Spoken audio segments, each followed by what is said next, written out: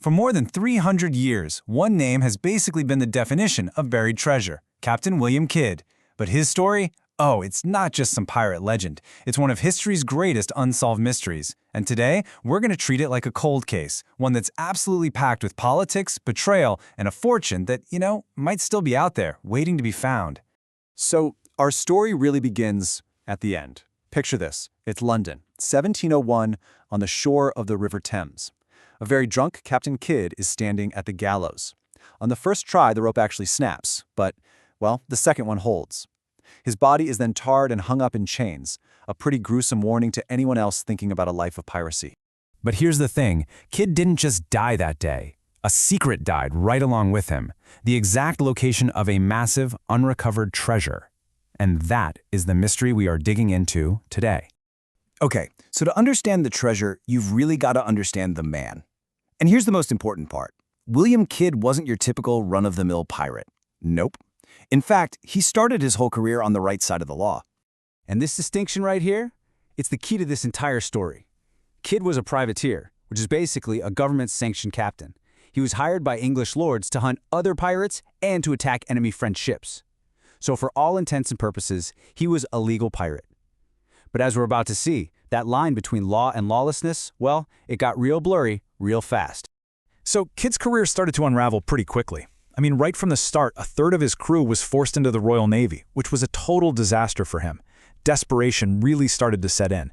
And by 1698, with a crew about to mutiny, he made a decision that changed everything. He captured a huge treasure ship, the Quedegar Merchant. It was a move that made him incredibly rich, but it's also the move that sealed his fate.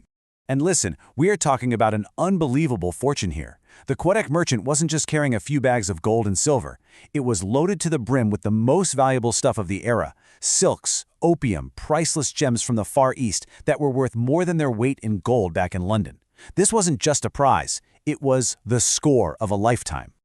And now we get to the hard evidence, because while a lot of Kidd's story feels like a myth, one part of his treasure is an indisputable historical fact. So let's call this Exhibit A in our cold case. Kidd knew he was a wanted man, but he thought his powerful friends back in England would get him a pardon. So he took out a little insurance policy.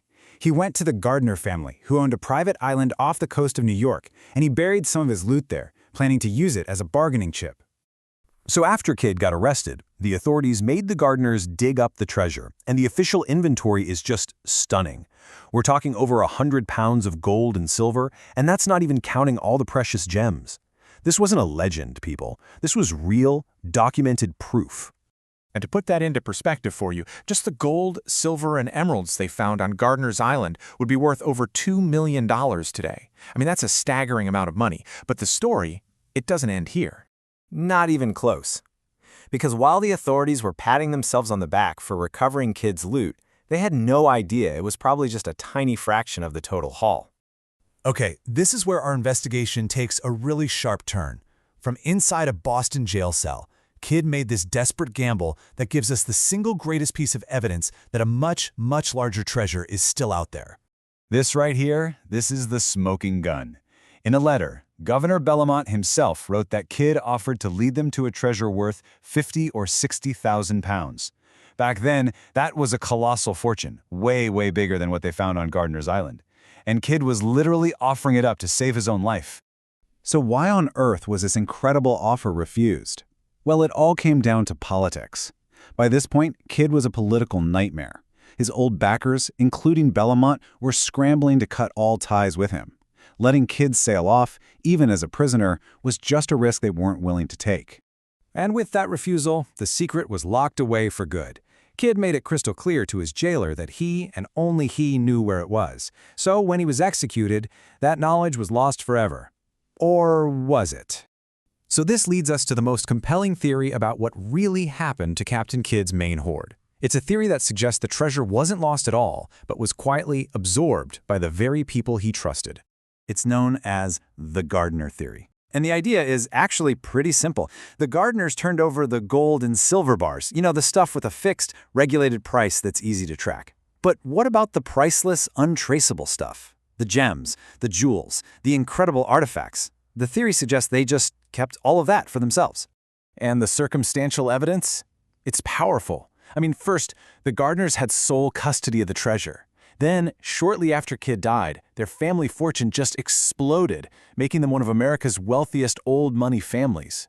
And maybe most telling of all, the family's last patriarch, a guy named Robert Gardiner, was known to show off items from his private Kidd collection. Now look, there are tons of other legends. You hear tales of treasure buried on Block Island, or even right under where the Statue of Liberty is today. But none of them have the weight of evidence that points directly back to Gardiners Island. So, what's the final verdict here? Well, officially, this case is still wide open. The full treasure from the Quedagh merchant was never, ever accounted for by the Crown. You know, the story of Captain Kidd is just this perfect storm of history and legend. You have a real guy, a real treasure, and a secret he absolutely took to his grave. You could argue this case is the origin point for our whole modern myth of the pirate treasure map. It's the blueprint for centuries of folklore, creating one of the most enduring legends in history. Which leaves us with one final, pretty tantalizing question. Was Captain Kidd's treasure ever truly lost? Or has one of the world's greatest pirate fortunes been quietly passed down through a single family, hiding in plain sight for over 300 years?